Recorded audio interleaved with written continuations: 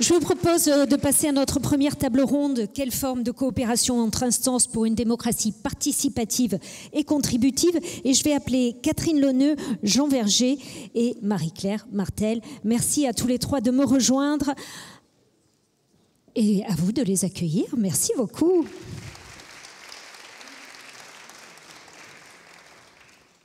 Alors, je vais vous représenter plus tranquillement à présent. Alors, je vais me décaler un petit peu parce que je vais tourner le dos à une partie des intervenants. Je m'en excuse. La configuration est un petit peu compliquée. Voilà, je vais essayer de... Voilà, on va essayer de s'installer comme ça. Alors, Catherine Lenneux, vous êtes professeure des universités depuis 2017. Vous êtes la première vice-présidente déléguée du Césaire Bretagne, en charge de la stratégie de déploiement et de suivi des coopérations extérieures. Marie-Claire Martel, vice-présidente du CESE, en charge de la participation citoyenne au Conseil économique, social et environnemental. Et puis Jean Verger, coordinateur du réseau des conseils de développement breton. Un des coordinateurs. Voilà. Merci à tous les trois de participer à cette table ronde. Alors, on va commencer avec vous, Marie-Claire Martel, parce que vous pouvez nous apporter votre éclairage sur la participation citoyenne au CESE, justement, avec les apports de la loi de 2021. Je voudrais qu'on dise un mot sur cette loi organique qui a fait du CESE le carrefour, un peu des consultations publiques sur votre propre initiative ou à la demande du gouvernement et du Parlement. Alors, c'est une histoire qui est plus ancienne en réalité que cette loi, qui n'a fait finalement qu'entériner ce qu'on avait mis en place en mode combat. Elle a rajouté une brique, on va dire. Rajouté une brique, c'est-à-dire que le CESE, comme les Césaires, sont une image de la société civile organisée. Et effectivement, étant donné l'état démocratique de ce pays, il nous a semblé absolument indispensable de pouvoir associer directement des citoyens, à la fois pour enrichir de leur expérience les travaux, mais aussi pour recoudre cette sensation d'éloignement entre les décideurs publics et les citoyens. C'était vraiment ces deux pieds, en fait. C'était vraiment sur ces deux pieds qu'on a souhaité avancer. La loi de 2021, finalement, ne fait que conforter ce qu'on a mis en place et institutionnaliser ce qu'on a toujours souhaité, parce que on croit profondément dans l'exigence et dans l'importance de l'exigence de redevabilité, en fait, de la participation. J'ai l'habitude de dire que la participation citoyenne, c'est un fusil à un coup. Alors oui, on a un problème démocratique, de confiance dans les institutions, mais on ne peut pas se rater, parce que c'est peut-être le dernier outil qu'on a à notre disposition. Et donc cet outil, il ne doit pas être déceptif. Et c'est pour ça que dans tous nos travaux avec les citoyens, depuis 6 ans maintenant, on s'est toujours fait accompagner par des chercheurs, on a toujours procédé en essais, critiques, améliorations, et on est sur ce chemin-là.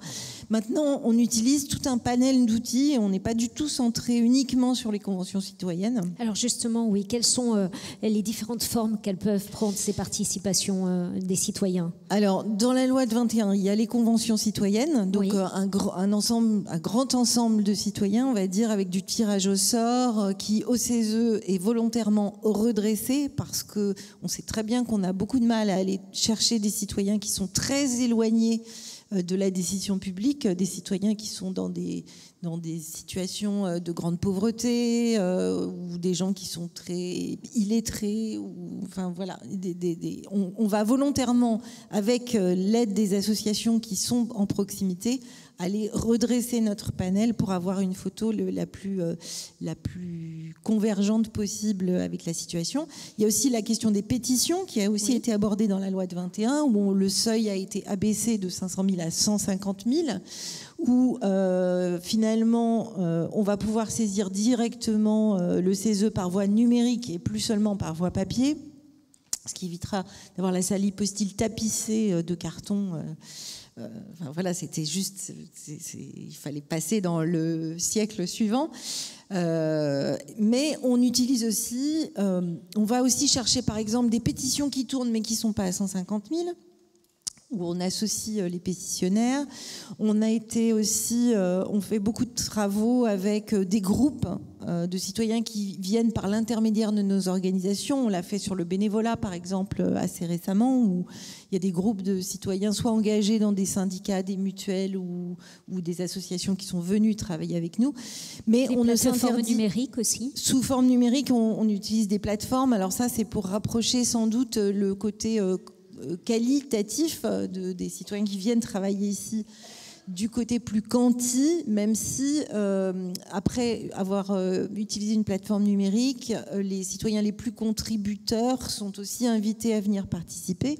Et puis enfin, on a notre saisine qui me tient particulièrement à cœur, qui est la saisine de mobilité dans les zones sous-denses, où là, en réalité, c'est cette esquisse de volonté de continuum démocratique qu'on a mis en place, c'est-à-dire qu'il y a des conseillers des Césaires qui ont rapporté sur cette question des mobilités dans les Césaires, qui viennent travailler directement en commission avec au CESE, et des consultations sur place, en région, dans les Césaires. Voilà. Alors justement, quels sont les outils que vous utilisez qui pourraient être diffusés, qui pourraient être mis à disposition des CODEV ou des Césaires ? Alors, on a mis tout un panel d'outils en place qui sont plus ou moins automatisés. Je pense par exemple celui sur les conventions citoyennes. On l'a découpé en 57 étapes.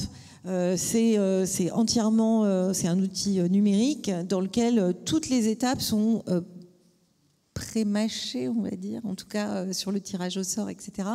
Et donc ça, bon, on peut parfaitement le mettre à disposition de qui le souhaite.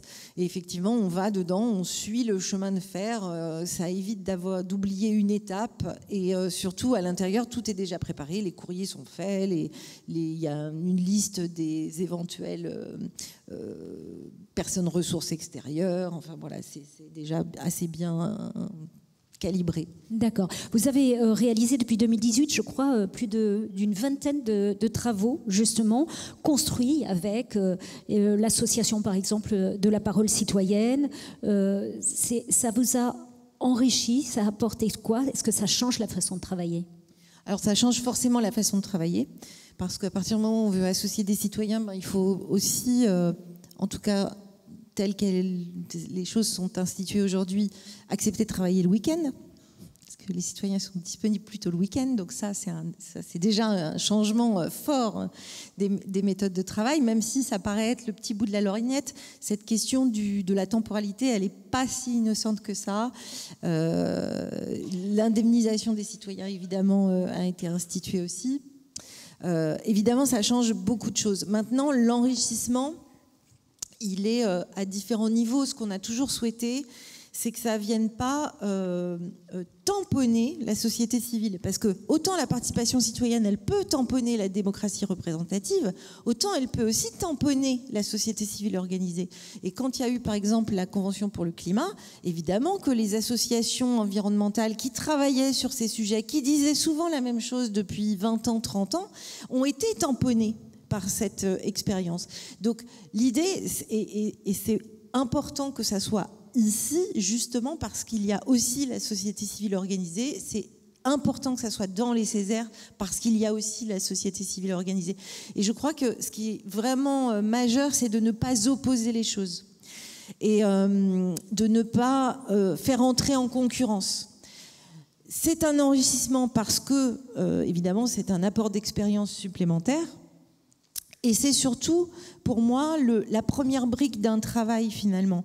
Il y a eu beaucoup de remises en question de l'intérêt général. On a entendu ces dernières années beaucoup de choses sur l'intérêt général qui, soi-disant, était un truc qui n'existait pas, que peut-être faudrait arrêter de le chercher, peut-être que finalement, de la démocratie directe, enfin, en gros, de la démocratie par du sondage, ça serait pas plus mal. Alors, la démocratie directe, oui, mais avec une éducation quand même. Enfin, avant de voter, il faut savoir sur quoi on vote, pourquoi on vote, quels sont les enjeux, et avant de se forger une opinion, il y a évidemment cette question de l'éducation à avoir cette opinion.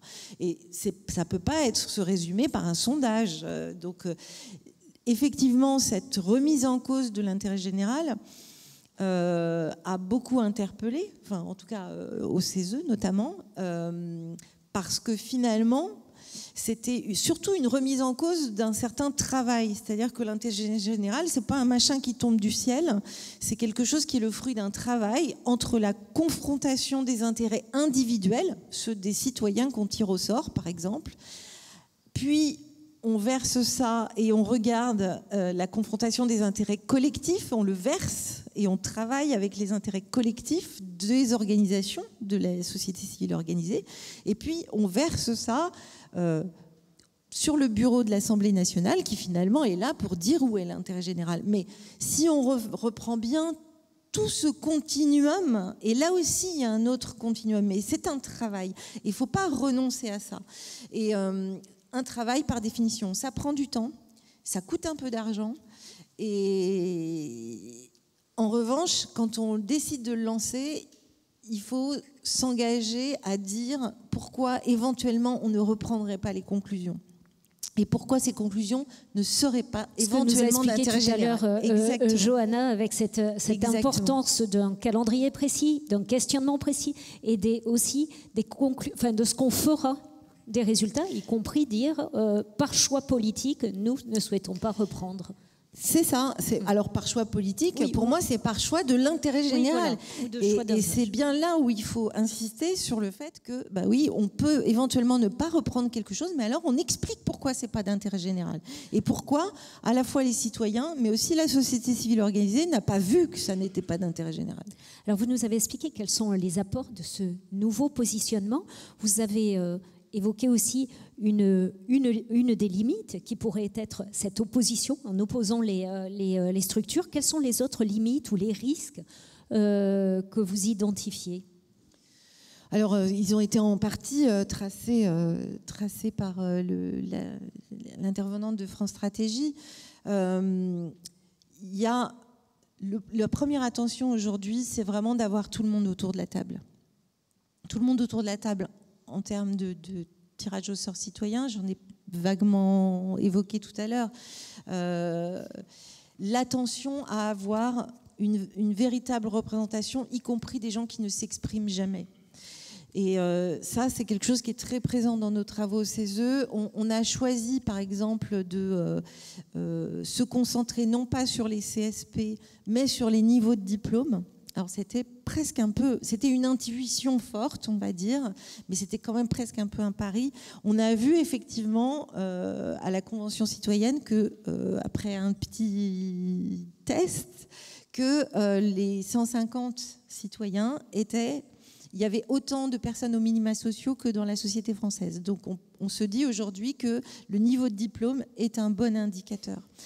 Et 150, les CSP, ça reste compliqué de regarder que tous les métiers, etc. Donc il y a des choix un peu pragmatiques et un peu stratégiques en fonction des sujets. Après, le type de participation en fonction du sujet. Tous les sujets ne nécessitent pas forcément une convention citoyenne. On a un gros enjeu convention citoyenne, je pense, sur les sujets qui nécessitent une acculturation de l'ensemble des citoyens au sujet. Et je pense que ça, c'est... Alors, tout n'a pas été réussi dans la Convention citoyenne pour le climat, qui n'était pas totalement à la main du CESE non plus. Mais cette idée que le changement climatique doit être nécessairement pensé et actionné par l'ensemble des citoyens, c'est un résultat majeur de la Convention citoyenne pour le climat. Je pense qu'aujourd'hui, il n'y a plus vraiment enfin, en tout cas, il y a beaucoup moins d'hésitation sur ce sujet. Il y a des tas de points d'attention, mais qui sont très bien détaillés. On a établi un rapport donc, avec ces chercheurs. Il y a toute une cinquantaine de points d'attention. Mais évidemment, ce rapport peut être mis à disposition de tout un chacun. Il y a beaucoup plus de points d'attention que dans celui de France Stratégie. Je reviendrai vers vous tout à l'heure. Si vous voulez bien, on va se tourner vers Catherine Launeux, qui est vice-présidente du Césaire Bretagne, en charge des coopérations. Elle est co-rapporteure du travail en cours, justement, sur la participation citoyenne. Vous avez évoqué, il y a quelques instants, justement, le fait que les collaborations, les coopérations dans des groupes de travail avec les Césaires étaient importantes. On va voir quel type de coopération vous avez, vous, développé sur le périmètre de la Bretagne. Oui, merci d'abord pour votre accueil dans ce magnifique palais d'Iéna. Donc je tenais à le dire.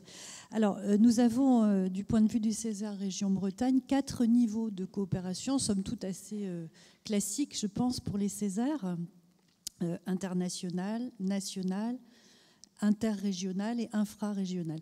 Alors, je vais essayer de vous les résumer à grands traits, et puis peut-être que certains ont déjà connaissance de tout cela, mais il me semble que le jeu aujourd'hui est de mieux nous connaître, donc je vais être un peu didactique pour vous les présenter. D'abord, à l'international, nous avons un réseau au niveau de la Bretagne qui s'appelle le réseau transnational atlantique, et qui, comme son nom l'indique, regroupe des associations de la société civile organisée de tout la façade atlantique. Donc on a des Espagnols, des Portugais, des Français. Et puis dans ce RTA, donc, nous essayons, d'un point de vue de nos coopérations, de faire en sorte que nos préoccupations partagées reçoivent un écho favorable, soit au niveau des politiques publiques sur la mer ou sur les transports, bref, des préoccupations partagées. Ça, c'est pour l'international. Au national, je citerai l'association Césaire de France, bien sûr, qui est un échelon très important de structuration commune et qui est un peu à l'image de la coordination nationale des conseils de développement. Donc Césaire de France, représenté par Patrick Carré aujourd'hui d'ailleurs. Au niveau national, toujours le CESE, bien sûr. Suite à la réforme du CESE, on peut désormais, vous le savez, associer les Césaires à certains des travaux du CESE. Et dans ce dispositif nouvellement créé, les acteurs du Césaire de la région Bretagne ont choisi de s'associer aux travaux de la commission du CESE, qui est, sauf erreur de ma part, qui s'appelle Territoire, Agriculture et Alimentation, afin de travailler donc notamment sur les mobilités en zone peu dense et pour une coopération dite d'expérimentation. Alors cela a été évoqué par Madame, je crois, et puis par le ministre Olivier Véran plusieurs fois, cette notion d'expérimentation qui nous permet d'innover. Et puis enfin, mais je ne le développerai pas trop puisque mon collègue Jean Verger est ici présent, je parlais d'interrégionalité avec notamment le réseau des CODEF bretons. Donc là, on est en infrarégional. Et l'interrégional, je termine par là, avec l'association des Césaires de l'Atlantique, qui regroupe 4 Césaires de la façade atlantique, mais cette fois-ci en France, alors que le RTA, c'était à l'international. Donc là, de la même manière, nous essayons avec Nouvelle-Aquitaine, Pays de la Loire, Bretagne et Normandie, dont les présidents et présidentes sont ici présents. Le but, c'est bien sûr toujours d'avoir des coopérations pour renforcer notre cohérence d'expression. Donc sur des sujets qui vont être alors là aussi, assez ce sont communs. des sujets qui sont des sujets partagés, comme la macro-région atlantique, ou les enjeux maritimes, les enjeux littoraux, ou bien également tout ce qui a trait aux dynamiques de population. Voilà, on a des sujets comme ça en commun. Donc voilà pour les types de coopération que nous avons. Alors justement, sur ces coopérations, quel retour pouvez-vous nous faire sur l'intérêt de travailler ensemble ?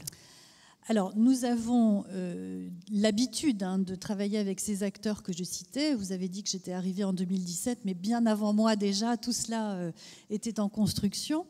Alors, j'y vois 3 avantages à travailler de cette façon, en vue de nourrir toujours cette démocratie contributive. D'abord, partager des infos, premier avantage.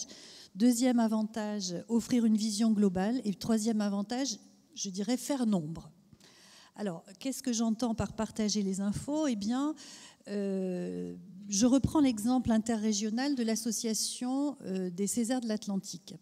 Eh bien, on a réussi à construire ensemble de façon très documentée des propositions équilibrées de développement territorial, des rapports, des études, et à chaque fois, nous avons réussi à le faire parce que nous partageons beaucoup et facilement nos ressources, nos points de vue croisés et de façon permanente. C'est tout à fait une habitude de travail.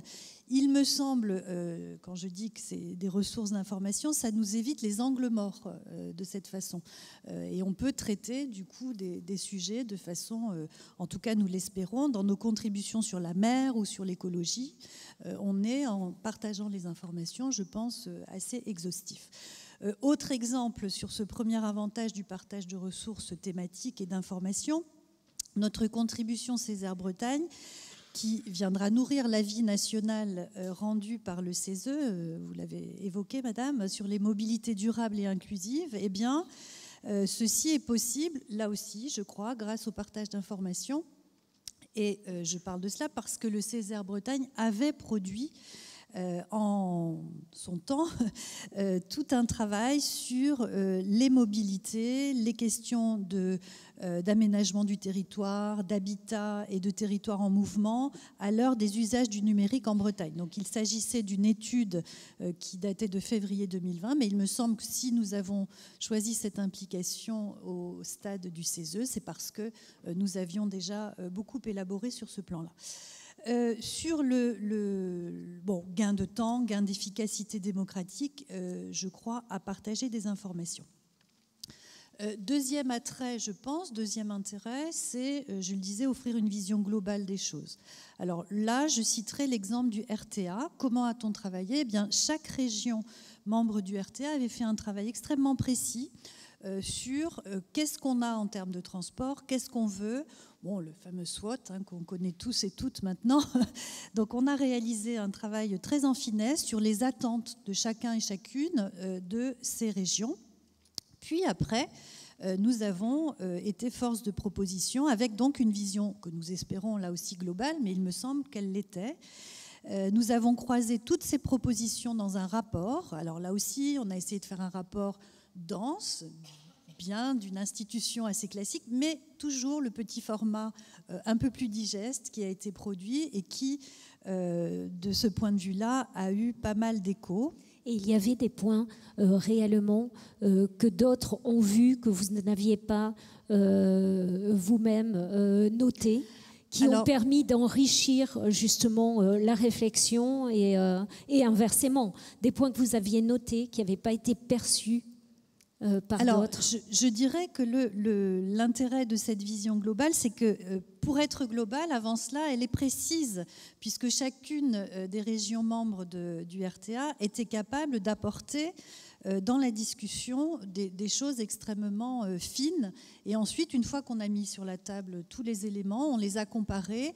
Et puis, ça permet de ne pas faire de redites, ça permet d'aller à l'essentiel. Et bref, je pense que le document, quand je parle de vision globale, pour nos interlocuteurs des exécutifs, je pense que le document a reçu un bon accueil. Un autre exemple de ce poids possible sur les interlocuteurs des exécutifs, bien sûr, c'est l'exemple récent que nous avons mené pour Césaire de France. Alors, de quoi s'agit-il ? Nous avons réalisé un travail sur l'évaluation des politiques publiques qui a été remis à Carole Delga, présidente de Région de France.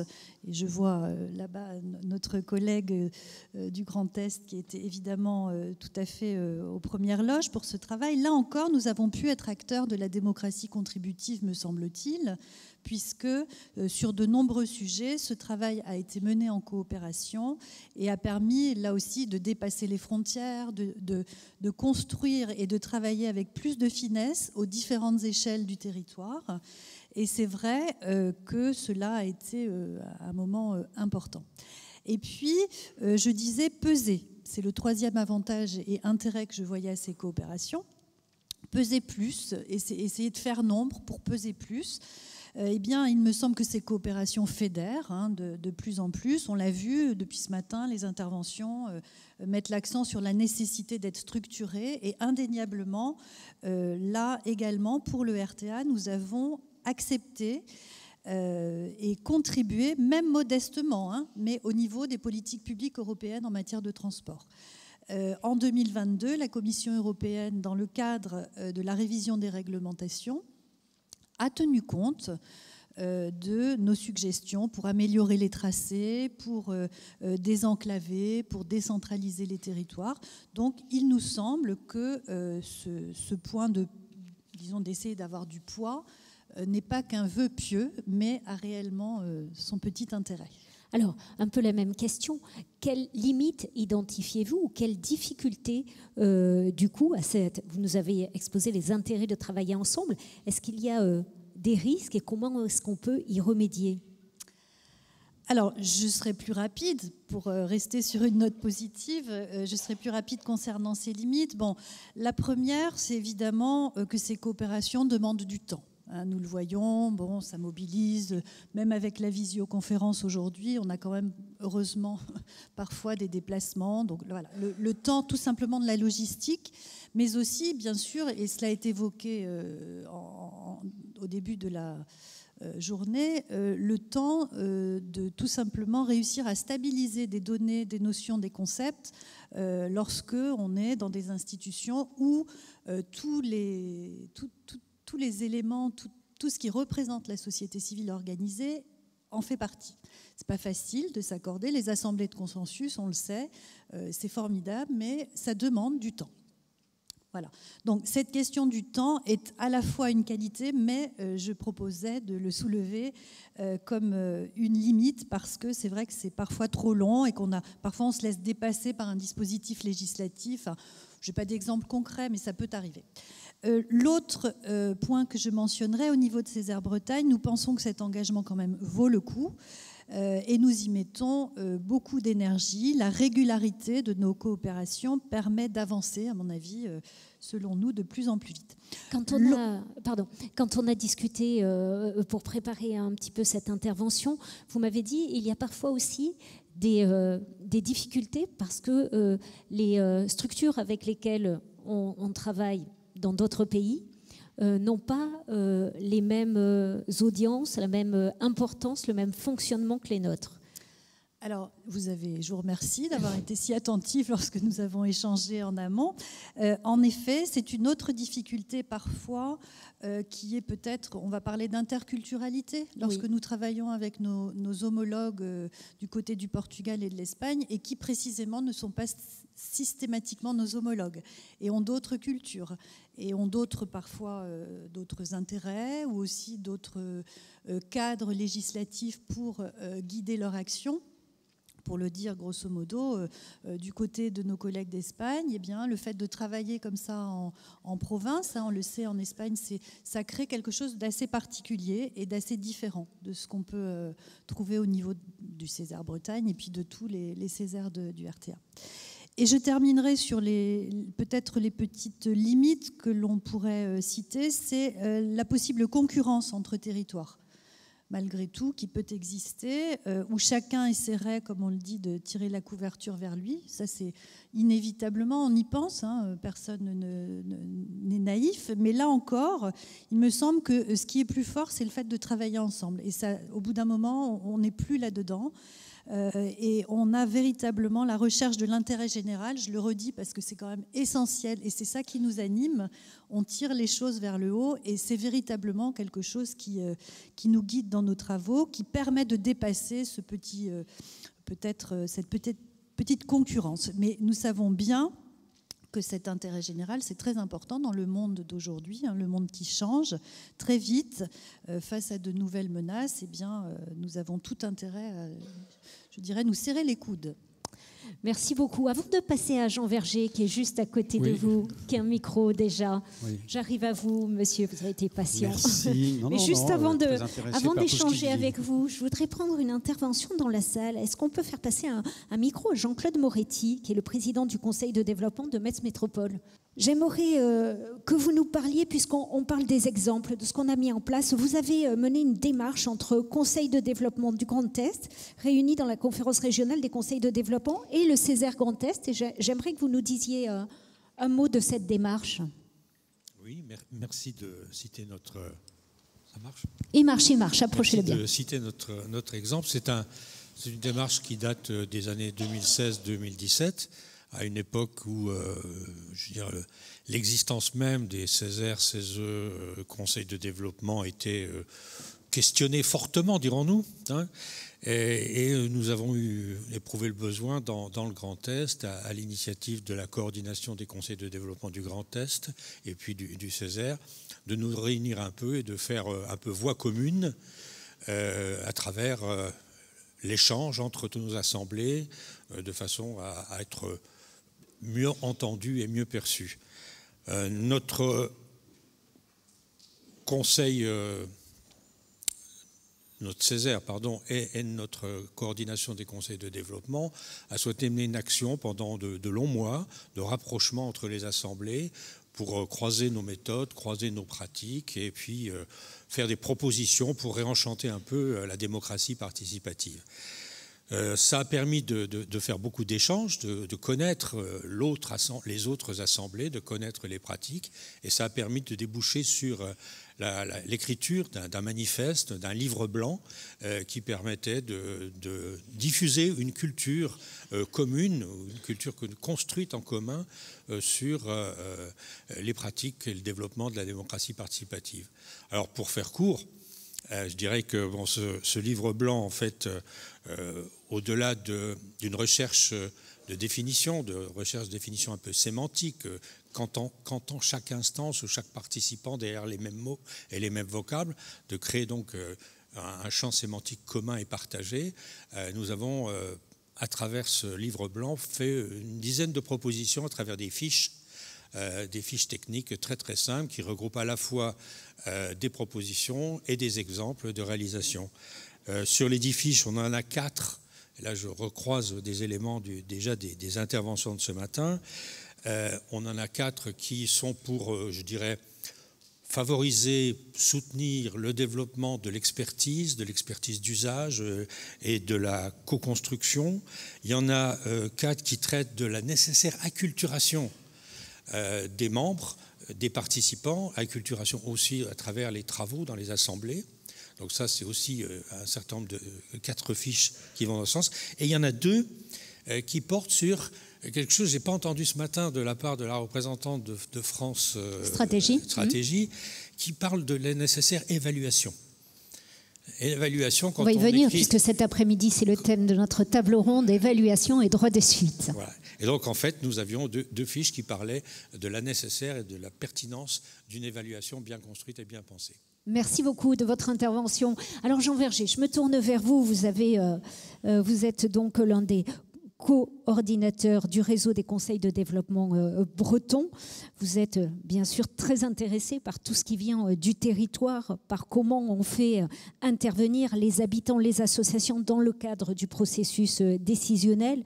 Et quand vous êtes arrivé dans le CODEV, vous avez voulu montrer qu'il pouvait y avoir une complémentarité avec la politique et avec les élus. Qu'est-ce qui motive aujourd'hui les conseils de développement et les Césaires à construire, à conduire des travaux ensemble ? Alors peut-être avant de répondre à cette question, j'aimerais qu'on parle un petit peu on parle des organisations, mais à l'intérieur des organisations, des femmes et des hommes. Et ça, c'est très très important. Et quand on parle de continuum, à un moment donné, le conseil de développement peut avoir un mode de fonctionnement et puis les choses évoluent, parce que les gens évoluent. Et moi, je pense que ça, c'est très important et qu'en fait, on ne peut pas parler d'organisation si on ne parle pas des femmes et des hommes. Et que c'est fondamental. Donc ça, c'est la première remarque. Et quand vous me présentez, moi, je suis un habitant avant tout. Je suis en plus un habitant dans un territoire peu dense qui a des problèmes pour recevoir Internet, puisque je suis sur une île. Donc voilà, donc quand on parle de solutions numériques, faisons attention, sur les territoires peu denses, il y a des problématiques. Moi, je suis un ancien universitaire et quand j'ai pris en charge la présidence du conseil de développement, je ne savais pas avant ce que c'était un conseil de développement. Donc ça veut dire que l'habitant, il a du mal à appréhender ce que sont ces structures, conseil de développement, Césaire et CESE. Donc il faut avoir de la pédagogie, répéter sans cesse pour montrer l'intérêt de ces 3 structures qui sont complètement complémentaires. Qu'est-ce qui motive notre collaboration avec, par exemple, le Césaire ? Quand j'écoutais Patrick Carré qui nous parlait effectivement des activités, avis sur la politique régionale, bon, nous c'est avis sur la politique publique locale, c'est réflexion sur le fond, c'est les saisines qu'on peut accepter et qu'on prend en charge sur des mobilités, sur l'alimentation, sur un certain nombre de sujets. C'est les prospectives territoriales, c'est les prospectives territoriales contextualisées, en disant on se projette en 2030, 2040 et on travaille sur des projets de territoire. C'est aussi l'évaluation des politiques publiques. Quand on parle à nos intercos, à nos interlocuteurs, le pays, enfin ça dépend des organisations d'évaluation, c'est un peu compliqué. On voit bien que là c'est un problème. Voilà. Donc on voit bien qu'on a la même fonction à des échelles territoriales différentes. Donc on est motivé par ça, puisqu'on se dit, finalement, moi, quand j'ai pris en charge ce conseil de développement, et après j'ai essayé de travailler sur, par exemple, les mobilités, parce qu'on a beaucoup parlé de mobilité, je dis, comment je fais ? Quel est le processus que je mets en place ? Je regarde ce qui se fait ailleurs. Et quand on regarde le Césaire et les travaux qui ont été faits dans le Césaire Bretagne, que je connais un peu plus, je me dis, mais attends, il y a des tas de trucs là qu'on peut utiliser. Il faut avoir une espèce de réflexe quand on est sur les territoires. Regardons ce que font le Césaire et le CESE. Et peut-être quand le Césaire fait des auditions, regardez le Césaire, ce que fait les conseils de développement. Les conseils de développement ont pu faire de leur côté pour s'en nourrir, pour aussi faire venir lors des auditions des gens qui ont participé déjà à ces études-là. Oui, d'autant plus que nous, on est vraiment sur l'expertise d'usage sur le bassin de vie. On est vraiment là-dessus.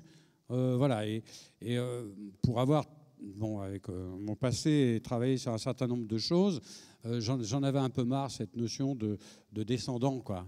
Essayons de regarder, parce que ce qu'il faut aujourd'hui, avec toutes les tensions qu'il y a sur les territoires, c'est comment on peut essayer de lever petit à petit ces différentes tensions. C'est en travaillant ensemble.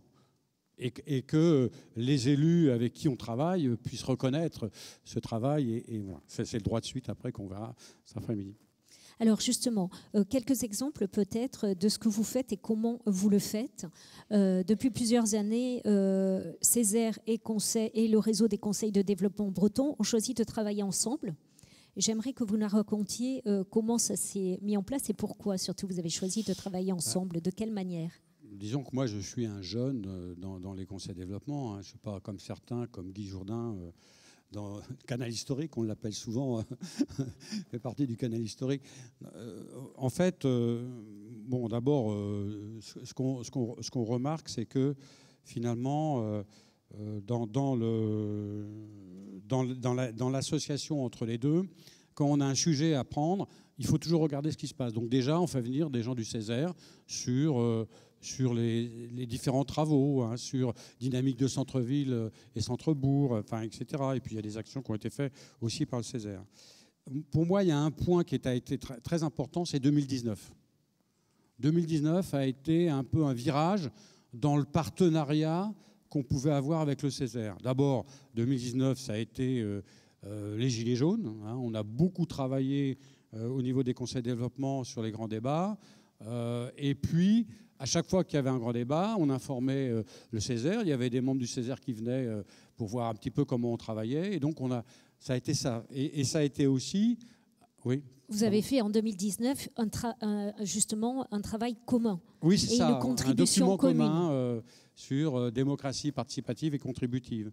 Donc ça a été pour moi un élément très important dans le partenariat entre le Césaire, les conseils de développement et notre structure, réseau des conseils de développement. On parlait tout à l'heure de l'importance d'avoir des questionnements, des méthodologies communes, etc. Est-ce que ça a été facile, justement, à mettre ça en place? Parce que vous le disiez, il n'y a pas les mêmes types de fonctionnement du côté d'un conseil de développement, du côté d'un Césaire, pour produire ce document ensemble et ce travail ensemble. Non, enfin, pour moi, ça n'a pas été compliqué parce que je dis tout à l'heure, ça passe par des hommes, des femmes. Et en fait, il y a quand même chez nous des gens qui sont qui sont encore présidents de conseil de développement, qui faisaient partie du Césaire. Donc, le lien naturel entre les femmes et les hommes qui ont la même problématique. Parce qu'en fait, on est tous là. Mais on a cette volonté commune de faire avancer les choses pour qu'il y ait une transition démocratique qui soit effective sur le territoire et sur tous les territoires. Donc, non, pour moi, ça n'a pas été compliqué. C'est de l'écoute, c'est l'intérêt général et le bien commun quand même qui sont très importants pour nous. Juste avant de poursuivre, vous vouliez réagir à ce que vient de dire Jean Berger? Non, on va allumer, s'il vous plaît, on peut allumer les 3 micros. Oui, merci. J'attendais qu'il s'allume. Ok. Donc, je voulais juste ajouter un tout petit mot sur nos coopérations respectives. Mais je ne voulais pas te couper l'herbe sous le pied en oubliant de la citer. Mais nous venons d'organiser une journée où, entre le réseau des conseils de développement breton et le Césaire Région Bretagne, où il y avait quand même une centaine de participants. Donc c'était juste pour attester. Je pense qu'il va justement en parler de ces rencontres. Ce chiffre atteste du fait qu'il y a une vraie dynamique. C'était la journée du 8 octobre, c'est le summum, avant d'autres summums. Hein, parce qu'on va en faire d'autres et encore... Alors, qu'est-ce qui s'est passé? Moi, ce qui est important aussi de dire, c'est finalement que nos objectifs, on a des objectifs communs. Hein, en fait, c'est la vie de la société civile organisée des citoyens et des habitants doit impérativement s'inclure dans le processus de décision des politiques respectives. C'est-à-dire que quand vous avez sur les politiques publiques locales qui nous concernent directement des décisions qui sont prises, on fait appel aux services, on fait appel à des cabinets, mais systématiquement, on ne fait pas appel à la société civile organisée des citoyens. Or, on est là. Pareil pour, je pense, au niveau de la région et pareil au niveau de la nation, quoi. C'est exactement la même chose. Donc on a le même objectif, quoi. Voilà. Je voudrais revenir sur ces rencontres. Vous m'avez dit quand on a échangé, malgré vos difficultés à recevoir les bons réseaux numériques, ça c'est un problème. Les rencontres entre Césaire et Conseil de développement, ça c'est très important, d'organiser régulièrement des journées de travail en commun autour justement de nos pratiques et puis d'apprendre à se connaître, parce que c'est comme ça qu'après on se contacte, on s'appelle, on travaille ensemble plus ça facilement. Passe par l'interconnaissance. Voilà, c'est évident, la journée du 8 octobre, enfin moi j'ai trouvé très, très intéressante. Et tout le monde, à la fin, enfin moi j'étais pas là parce que j'ai dû prendre le train pour prendre mon bateau après, parce qu'il n'y a plus de bateau. Mais j'ai cru comprendre que effectivement, ça a été très riche pour tout le monde. Et voilà, c'est une opération très importante. Peut-être qu'il faut il faut sûrement continuer, aller plus loin dans les formations, parce que on parlait d'acculturation, mais c'est tout le monde, quoi. Voilà. Et j'insiste sur le fait aussi qu'on a à la fois dans les conseils de développement, le Césaire et le CESE, des permanents. Et il faut aussi valoriser ces permanents, et permanentes, hein, parce qu'évidemment, voilà. Et ça, c'est très important. Et travailler, parce que nous, on est des bénévoles, qui posent d'ailleurs des soucis, hein, parce que, bon, moi, je suis retraité, ça fait un moment que je suis retraité, mais comment on amène des bénévoles qui travaillent, hein, puisqu'on dit on doit donner un avis sur les politiques publiques locales. On fait des réunions, mais il faut que les salariés puissent être présents, il faut que les patrons puissent être présents, il faut... voilà, et ça, c'est une vraie problématique. Donc, voilà ce que je voulais dire là-dessus. Alors, est-ce que ça fait partie, justement, des limites de l'exercice? Alors, ça fait partie des limites. Je pense que lorsqu'on s'engage dans des conseils de développement en tant que bénévole, c'est on trouve un intérêt, quoi. C'est-à-dire qu'on est motivé pour ça.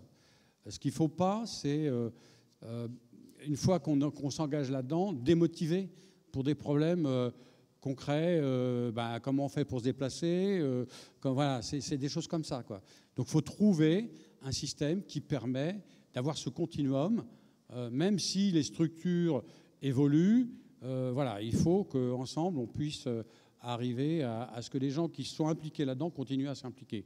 Alors, je voulais quand même signaler quelque chose d'intéressant. On a parlé de mobilité. On parle de démocratie participative et contributive. Nous, on est sur l'idée de la démocratie contributive. Il faut travailler, même si on est en retraite. Et par exemple, un sujet intéressant, on a beaucoup parlé de mobilité. Nous, on a pris le problème de la mobilité ferroviaire. en disant, tiens, Guy, il est sur Brest, moi je suis sur Lorient, et il y a peut-être un problème entre, si je veux aller à Brest à 9h pour une réunion, c'est impossible. Donc Brest-Lorient. On a donc commencé à dire sur 2 conseils de développement, 4 conseils de développement, on a eu les usagers, on a eu les associations. Là, on est sur de la démocratie, peut-être informelle, pas institutionnelle, puisque petit à petit, les gens sont arrivés, mais on est en train de rendre un rapport qui a été apprécié, ce travail-là a été apprécié par tout le monde. Il n'y a pas eu de conflit. Hein, on a essayé de dire, essayons de produire quelque chose de façon... faisons des préconisations constructives avec des associations d'usagers de ferroviaire qui, a priori, pourraient dire, attendez, il y en a marre du ferroviaire, il ne fait pas ce qu'il faut. On est sur la mobilité du quotidien. Et là, on va rendre ce rapport à la région, en présence des services d'État et de la région. Et donc, du coup, après, moi, je dis, finalement, OK, on a démarré là-dessus, mais comment on fait pour aller plus loin avec le Césaire, avec le réseau des conseils de développement, avec au niveau national, parce que la mobilité du quotidien, aujourd'hui, c'est fondamental. C'est l'habitat, c'est l'énergie. Enfin, voilà. Si vous me laissez dire, je ne peux pas aller plus loin. Je ne vais pas vous laisser dire. Un autre point, est-ce que les assemblées citoyennes dans les régions, est-ce que on parlait tout à l'heure du fait qu'il ne fallait pas être en concurrence, qu'il ne fallait pas troubler, plus savoir où on était dans le paysage. On voit, il y a les CODEV, il y a les Césaires, il y a les CESE. Est-ce que d'autres assemblées venant, citoyennes, ça ne va pas un peu déséquilibrer les choses? Je voudrais votre réaction à tous les trois, peut-être, là-dessus. Alors, à partir du moment où on cherche un continuum, évidemment que ça ne va pas déstabiliser. À condition qu'il y ait de la confiance, du respect, du rôle de chacun, de la place de chacun, du territoire de chacun. Il manque des acteurs aujourd'hui. Enfin, il manque. Non, certains sont là quand même. Je pense au conseil de quartier, par exemple, du Conseil national des villes. Tout le monde ne s'appelle pas CODEV. Il y a aussi d'autres sortes de conseils qui sont des conseils citoyens, mais qui portent d'autres noms. Aujourd'hui, on a un vrai enjeu à articuler tout ça. Alors j'avais fait, quand j'étais venue à Strasbourg à l'invitation de Marie-Claude, cette proposition après avoir pointé les freins au niveau local, pointé les freins au niveau régional sur ces questions de transport, eh bien de venir les lever au niveau national. Donc j'avais fait cette proposition quand j'étais venue à Strasbourg. Je vais vous en faire une autre. Mettons-nous autour de la table et trouvons... Après cet essai, qui je pense va être réussi, mais peut-être pas totalement, et c'est pas grave, mais mettons-nous autour de la table et trouvons un moyen de fonctionner tous ensemble. Et un moyen souple, un moyen qui ne rende pas les choses impératives, un moyen qui ne soit pas descendant, un moyen qui soit aussi quand vous, sur le terrain, vous notez quelque chose qui doit être, où il y a des freins nationaux, régionaux, etc., que vous puissiez alerter et dire, dites donc, si on inscrivait dans notre programme commun tel point, tel... Enfin, voilà, on a des choses à mettre sur la table tous ensemble, parce que, encore une fois, c'est de l'intérêt général. Et c'est vraiment dans cette optique qu'il faut s'inscrire aujourd'hui. L'autre raison, c'est qu'en réalité, autour de la table, et je le vois aujourd'hui parce qu'il y a dans la salle un membre de mon conseil d'administration de mon association nationale, articuler aussi participation. Alors vous dites des habitants, je préfère dire des personnes parce que les habitants, pour moi, c'est des langoustes. Donc je préfère dire des personnes qui vivent sur le territoire. Articulons cette dimension-là individuelle, articulons-la avec la société civile organisée, parce que dans la société civile organisée, il y a aussi les citoyens qui sont les plus engagés. Et aujourd'hui, notre démocratie, elle repose en grande partie, pour beaucoup de raisons, pour beaucoup de points, parce qu'il y a un retrait des services publics, elle repose énormément sur les citoyens engagés dans la société civile organisée, et en particulier, je pense, aux syndicats, aux associations, aux mutuelles, etc. eh bien, il ne faut surtout pas les écarter et il faut trouver le moyen d'associer ces personnes qui vivent individuelles, qui vivent sur le territoire et la société civile organisée. Et il n'y a finalement que dans nos institutions qu'on va pouvoir le faire. Mais surtout, n'oublions pas ceux qui sont à toute petite échelle et engagés partout sur le territoire. Jean Verger, Catherine, une réaction Oui, là-dessus sur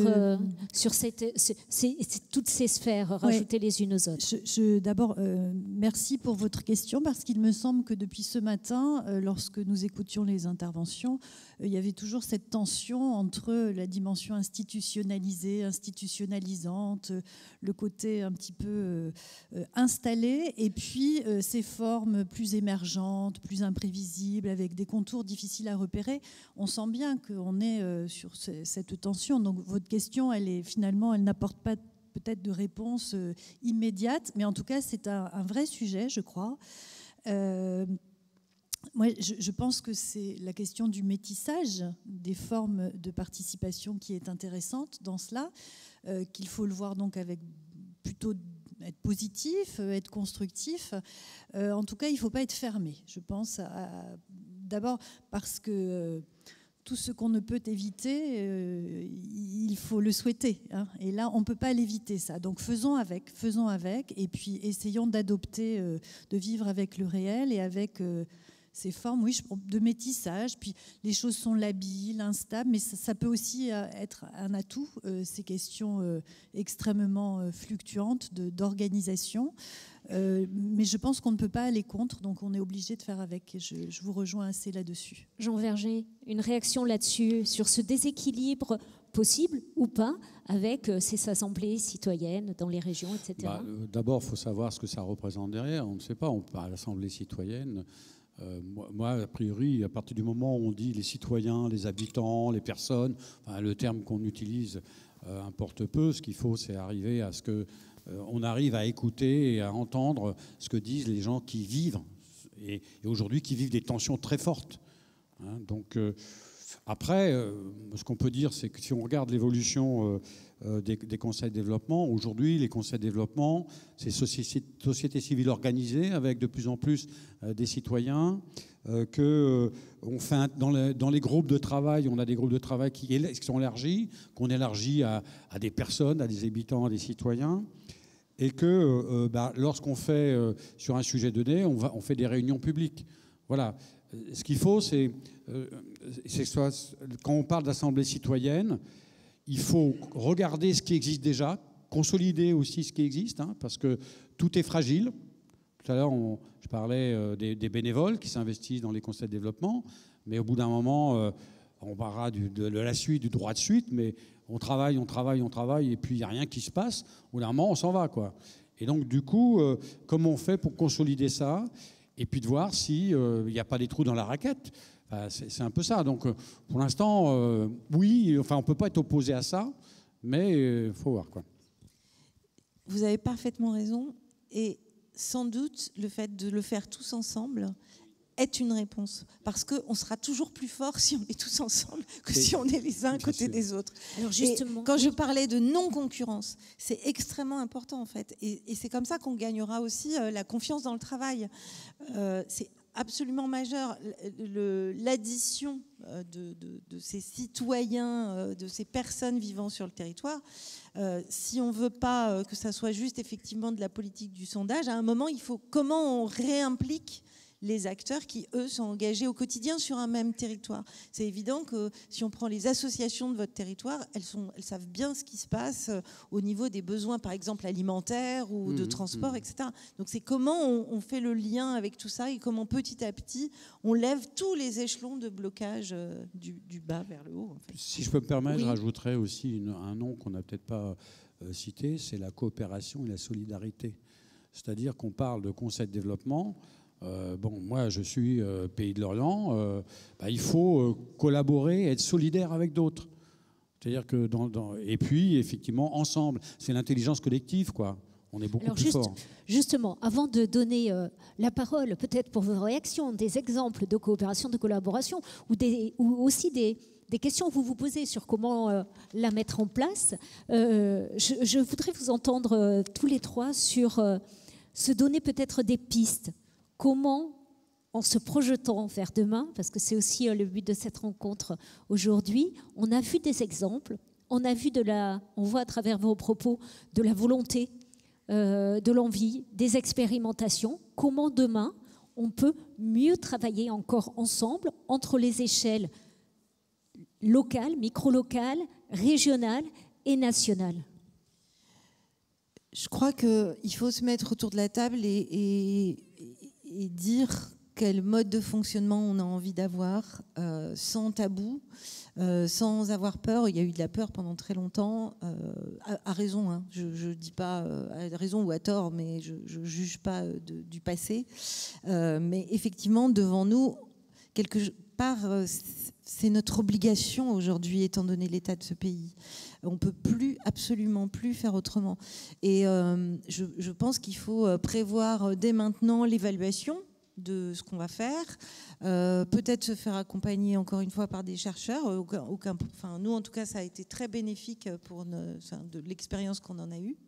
Mais surtout ne pas se crisper, ne pas se refermer et vraiment mettre les choses sur la table et se dire, après cette première expérience, finalement, on choisit quoi comme mode de fonctionnement? Et deuxième chose, c'est le calendrier. Le calendrier de nos travaux à tous. C'est comment on arrive à parler des enjeux qui émergent peut-être une fois de temps en temps, mais se redire, ok, est-ce qu'on met un calendrier commun pour sur avoir la toute table, la richesse des recherches du micro-territoire à la région, en passant par le national. Et puis surtout pour réussir à capter les signaux faibles, parce que on les voit bien pointer, hein, la question des gilets jaunes. En réalité, tout ce qu'on dit, les gilets jaunes, on l'avait tous plus ou moins dit depuis longtemps. Et le fait de se mettre ensemble et d'arriver à instituer quelque chose comme ça, sans doute notre parole sera plus forte et donc mieux entendue. Parce qu'aujourd'hui, la question du être mieux entendu et la question de la redevabilité, elle est absolument majeure, parce que tous ces efforts qu'on fait tous ensemble, s'ils doivent tomber dans un puits sans fond, ça n'a pas d'intérêt. Oui, c'est ce que disait Johanna tout à l'heure de France Stratégie, c'est-à-dire l'importance aussi que les politiques puissent s'emparer pour les transcrire dans l'action publique. Ça. Et ça, je pense qu'il n'y a que tous ensemble que nous avons un véritable pouvoir de conviction, quoi. Une réaction aussi à chacun d'entre vous, Jean, sur comment on peut améliorer ce travail. Tu me donnes la parole? Non, pas du tout. Il n'y a pas d'ordre de préséance, Jean, je t'en prie. Non, je pense que ça... Comment on peut améliorer les choses? Alors, je pense, vous l'avez dit vous-même, madame, que dans tout l'aspect évaluation des politiques publiques qui sera abordé plus tard, c'est déjà une sacrée piste de travail, je crois. Donc, je n'y reviendrai pas, mais pour porter la voix de la société civile organisée, je crois que s'il y a un droit de suite, s'il y a un suivi de ce qui est effectivement opérationnalisé dans des politiques publiques, je crois que c'est là que ça va créer une atmosphère, on va dire, vertueuse. Donc ça, c'est la première chose, la question du suivi et de l'évaluation.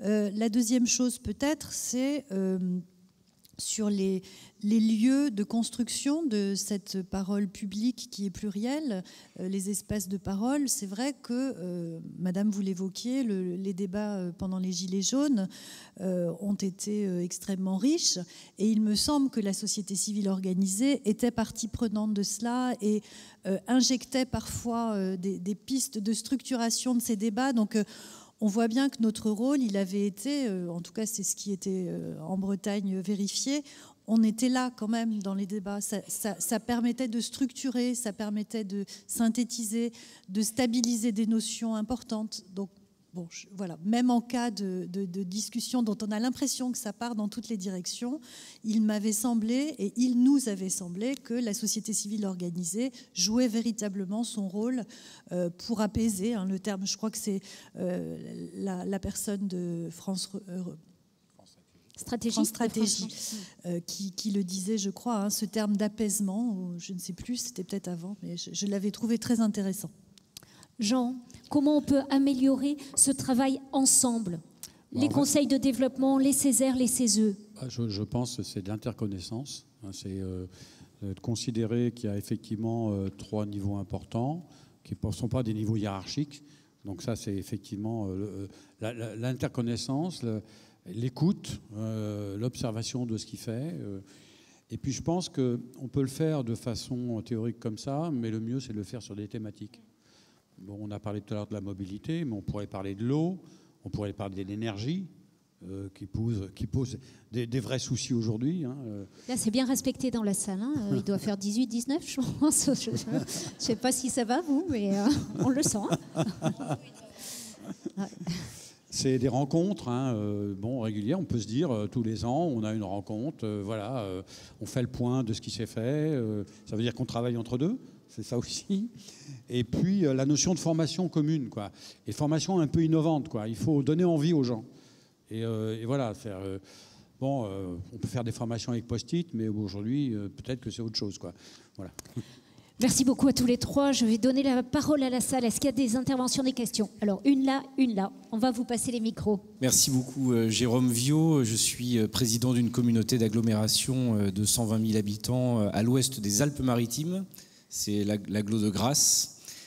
Merci de votre invitation. Merci de la qualité de ces débats. Et je suis venu avec beaucoup de plaisir pour d'abord travailler avec le président Roselot, avec Bernard Tomasini. Et ce qui m'interpelle, c'est ce travail de collaboration entre nos différents conseils de développement.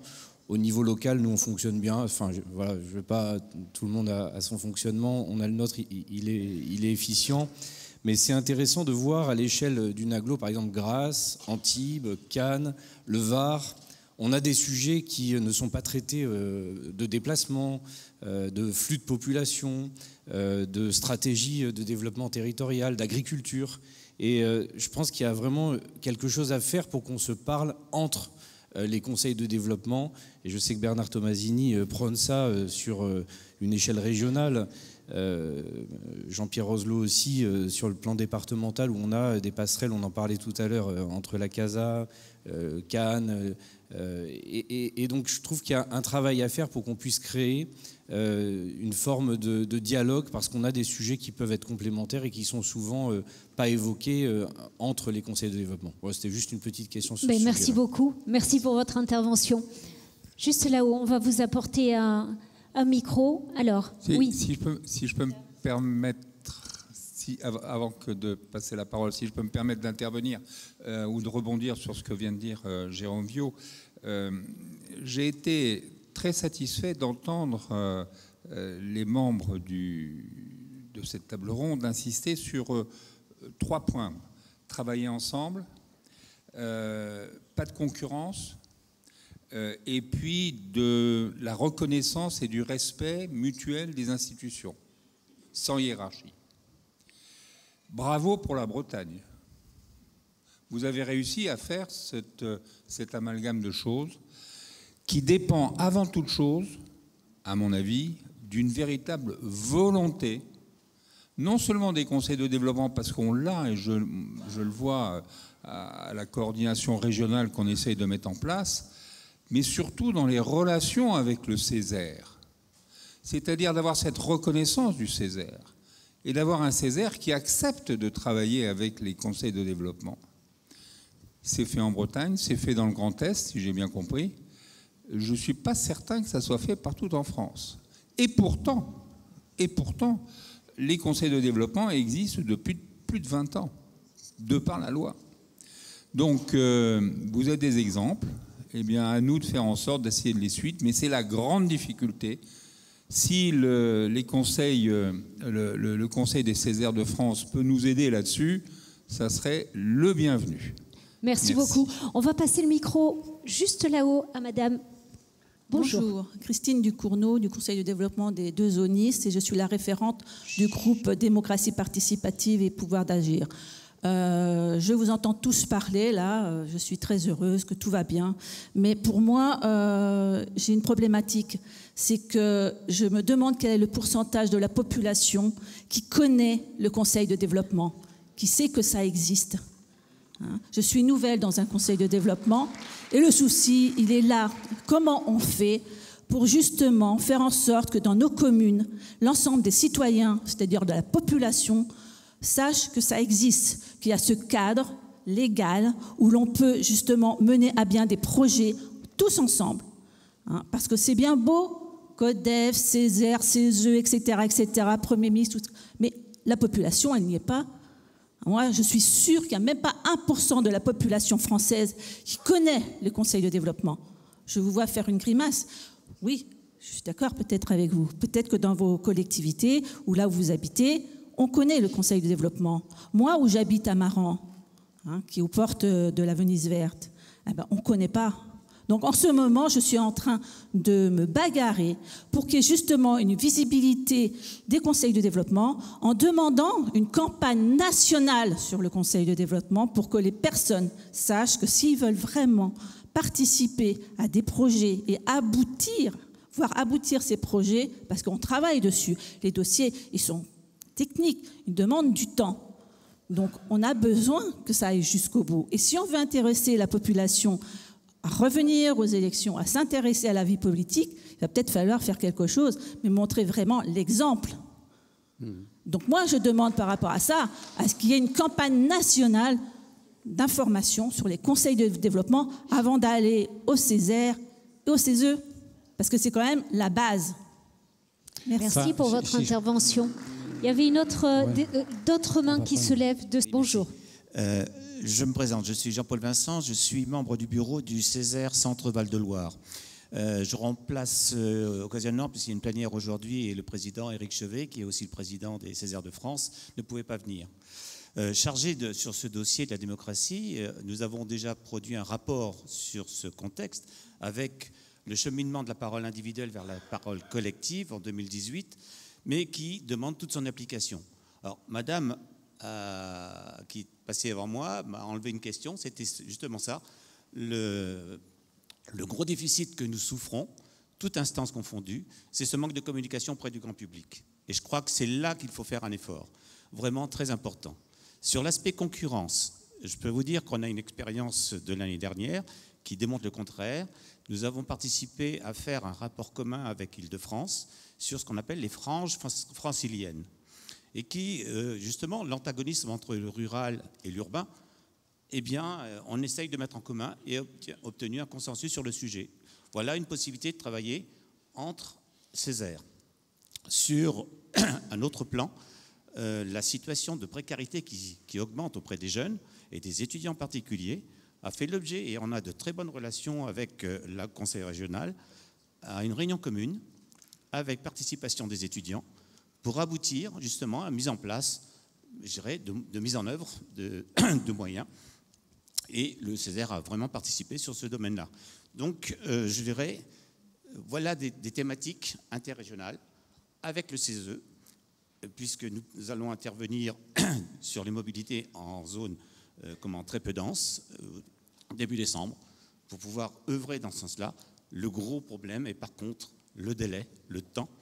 Et c'est vrai qu'il y a beaucoup d'inertie pour les mises en œuvre, puisqu'il y a la frustration première de nos instances, c'est le conseil, mais pas la décision. Merci à vous. Merci beaucoup. On va passer le micro de ce côté-là. Nous avons 3 mains qui se lèvent et on reviendra vers vous, madame. Merci. Bonjour, François Pernet, président du Conseil de développement Val-d'Hier, Val-de-Seine en Île-de-France. Évidemment, moi je partage ce qui a été dit par madame. Avant même de parler de Conseil de développement, de CESE, de Césaire, les citoyens ne comprennent absolument rien à l'organisation de la vie locale, ce que fait une ville, une agglo, un département, une région. Donc déjà, même à ce niveau-là, c'est déjà extrêmement compliqué pour le citoyen lambda. Moi, je voulais revenir sur 3 points très rapidement. Le premier, par rapport à ce qui a été dit ce matin, c'est le processus de consultation des citoyens doit être d'une exigence totale et respectée et votée dans les conseils municipaux, régionaux, départementaux. On consulte, ça a été dit, il faut définir un enjeu, un diagnostic, un objectif précis, une méthode et, je dirais, un travail par les services qui vont analyser auprès des élus les opportunités, les projets. Et là, ce qui est fondamental, ça a été dit, je le redis, c'est qu'il faut absolument revenir vers les citoyens, pour dire ce qu'on a fait de cette matière. Ça sera l'objet, on va en reparler Vraiment, cet après-midi. Évaluation, droit de suite, c'est vraiment l'objet. Mais avant l'évaluation, c'est de dire ce qu'on fait, ce qu'on ne fait pas. Les élus de la République ont été élus pour décider. Mais qui décide? Mais qui disent ce qu'ils prennent pas, pourquoi, comment, etc. Donc ça, c'est le b.a.-ba, sinon vous faites fuir l'ensemble des citoyens. En tant que président, je peux vous le dire. Deuxième point, très rapidement. Pour ma part, je pense que le plan climat est une opportunité, évidemment, terrestre, d'enjeu pour nous tous, mais peut-être une opportunité collégialement, à tous les niveaux, pour remettre le citoyen au cœur, la démocratie au cœur, et chacun dans son institution. Il me semble que là, il y a un travail de fond à faire sur le fond, sur la forme. Et enfin, un troisième point, j'en arrête là, il me semble qu'il faut reprendre à la base ce que c'est que le vivre ensemble, le décider ensemble, la démocratie ensemble, à l'école. Expliquer à l'école. Reprendre les fondamentaux. C'est quoi vivre ensemble? Comment on vit ensemble? Comment on s'organise ensemble?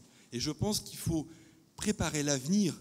Alors travailler, agir tout de suite, mais travailler sur le fond avec nos enfants pour agir efficacement les 20 ou 30 années à venir. Je vous remercie. Merci de votre intervention. Juste derrière vous, si vous pouvez passer le micro. Merci. Oui, merci On beaucoup. prendra les deux dernières questions et on est vraiment pressé par le temps. Merci. Donc, je me présente, Alain Dayan. Je suis avec Lise Pinault, coprésident du CODEV de Tours Métropole. Donc, je vais pouvoir prendre contact avec le Césaire, avec qui on n'a aucune relation pour l'instant, de Centre Val-de-Loire. Moi, je pense, c'était très intéressant, beaucoup de mots, beaucoup de sémantique.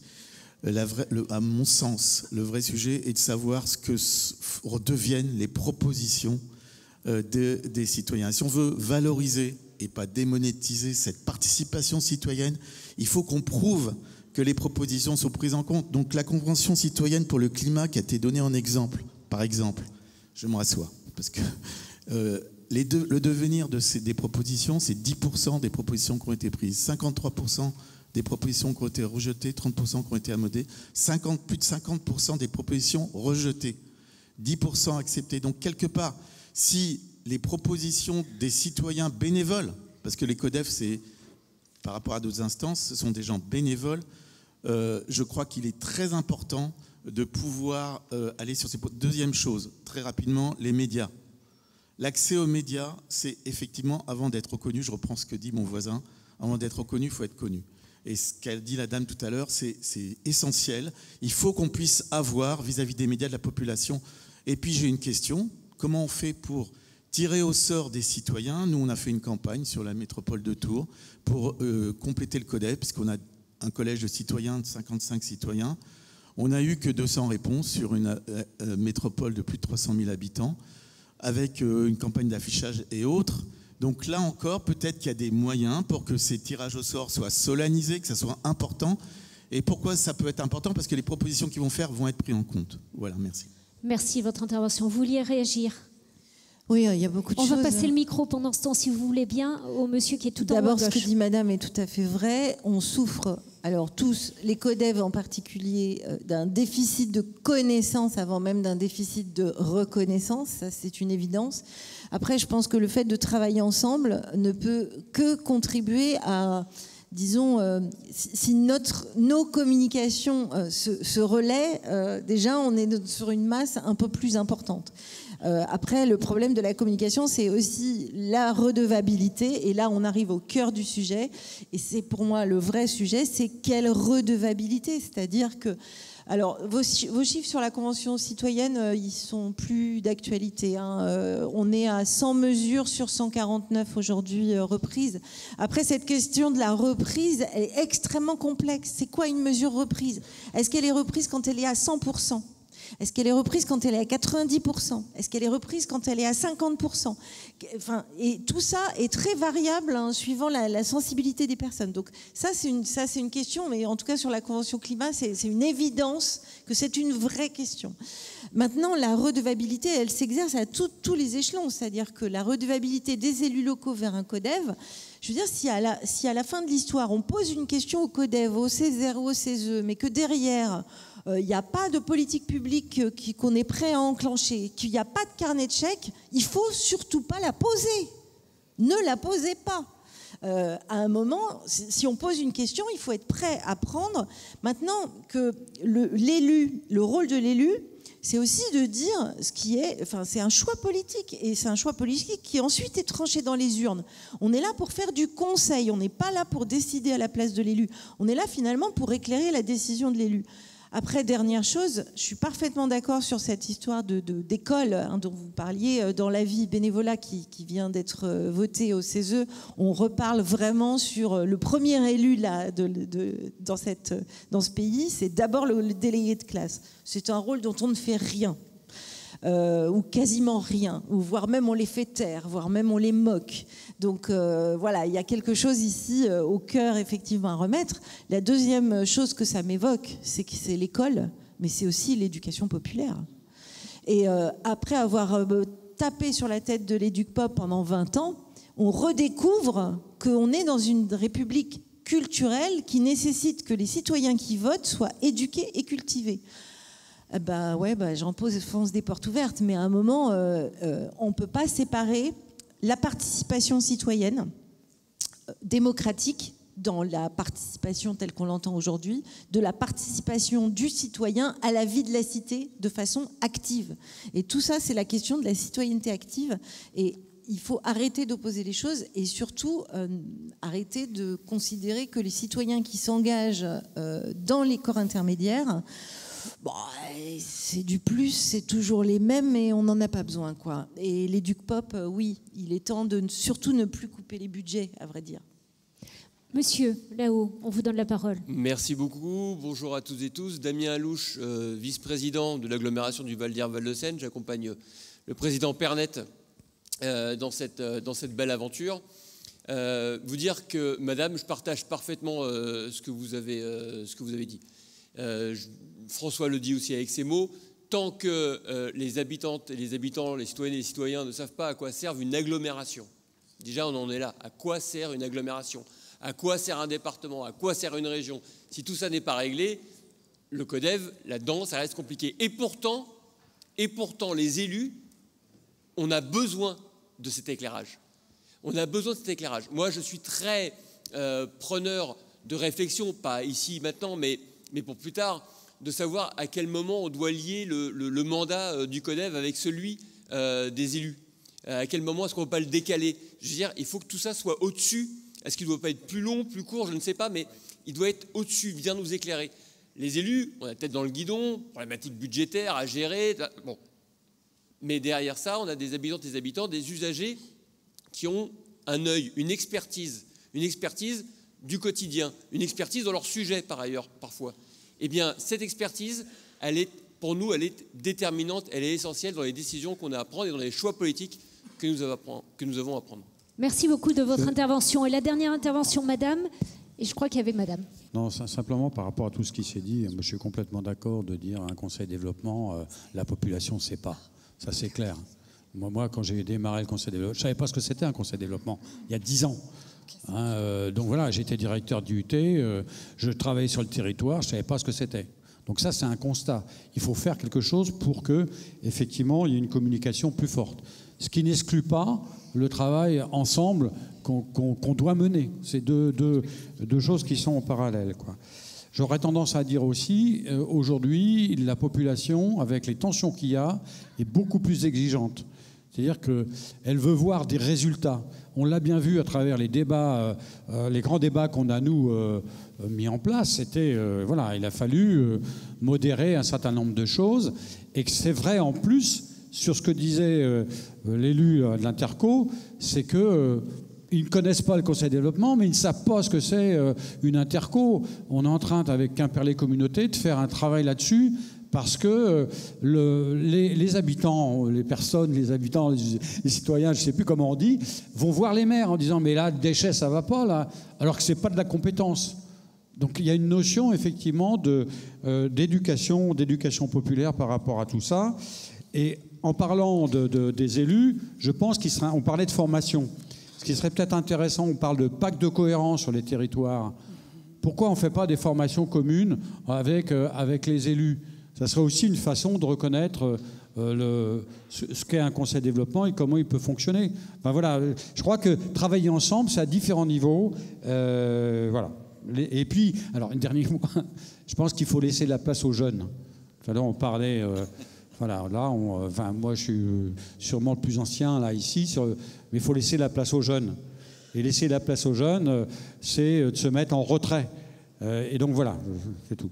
Merci. Allez, dernière intervention. Madame. Merci. Maude Fourier, vice-présidente de Grand Angoulême. On aura l'occasion d'échanger tout à l'heure sur le droit de suite, notamment. Donc, je ne vais pas tout dévoiler, parce qu'apparemment, c'est un sujet qui intéresse. Donc, j'aurai le plaisir d'en parler avec vous. Je voulais rebondir, Madame, sur votre intervention, sur le déficit de communication, alors sur des moyens que pourrait mettre à disposition la coordination, mais aussi la responsabilité de vos élus locaux d'être vos propres relais, en fait. Donc, soit dans l'organisation propre des conseils de développement, à ce que des membres puissent avoir leurs entrées dans les conseils municipaux et viennent expliquer le rôle et dévoiler leurs avis et contributions. Nous-mêmes, élus locaux, on a des moyens de communication pour faire connaître les conseils de développement. On a besoin des éclairages du conseil de développement. Donc, on se doit, en retour, c'est du donnant-donnant, il me semble, d'en parler. Et puis, monsieur, du coup, je rebondis, puisqu'il y a déjà beaucoup de choses qui ont été dites avant que je reprenne la parole sur votre intervention. On pourra échanger, si vous le souhaitez, cet après-midi sur la façon dont élus, conseils de développement, ainsi que les techniciens de nos collectivités peuvent travailler ensemble sur le volet démocratie participative. Mais vous allez nous en parler cet après-midi, Maude, donc je ne vous laisse pas poursuivre. Complémentaire? Oui. Alors, c'est la dernière, et puis après, on s'arrête là, parce qu'on a encore un petit temps avant la pause. Oui, Marie-Christine Simian, du côté de Grenoble. Oui, quelques petits points sur lesquels j'avais envie de revenir et qui ont été dits, peut-être parfois redits, mais les intercommunalités sont totalement inconnues des citoyens. Et la volonté des élus n'est pas nécessairement de les faire connaître, et la volonté des élus communaux et pas non plus toujours avec l'envie de faire savoir qu'il existe une intercommunalité et que leur écharpe de maire n'assure pas les compétences sur tous les sujets. Et bon, ça n'apparaît jamais, et c'est un obstacle et une difficulté pour se faire connaître. Je pense aussi que les conseils de développement ne s'écharpent ou ne bataillent peut-être pas suffisamment. Ils sont trop paisibles pour intéresser les médias. Donc, faites la guerre entre vous. Peut-être que ça fera du buzz et que du coup, on arrivera un peu à sortir quelque chose dans ce cadre-là. L'ouverture des conseils de développement en direction des citoyens ou des habitants du territoire, moi je crois qu'on peut aussi avoir au sein d'un conseil, au-delà du conseil, essayer de faire du réseau localement avec tout ce qui bouge, tout ce qui vit, et que ce soit associatif ou pas très organisé, mais créer le lien et le dialogue avec tous ces éléments moteurs d'un territoire, c'est indispensable. Donc ça, je pense aussi qu'apprendre à débattre, pour revenir sur une question d'apprentissage de la citoyenneté, me semble quelque chose d'essentiel, et y compris au niveau de l'éducation populaire, ce thème de faites en sorte que les jeunes apprennent à débattre. Si on a une charmante jeune fille suédoise qui fait vraiment du bruit, c'est parce qu'en Suède, on apprend à débattre. Et j'ai une petite question. Quel est le coût de la Convention citoyenne nationale pour le climat? Merci. J'avoue que je n'ai pas regardé les chiffres finaux, mais pour répondre, il me semble que c'est aux alentours des 4 millions. Je trouve que le chiffre est intéressant. Merci beaucoup. Je vais vous remercier tous les trois. On pourrait poursuivre encore. Je pense qu'on peut les...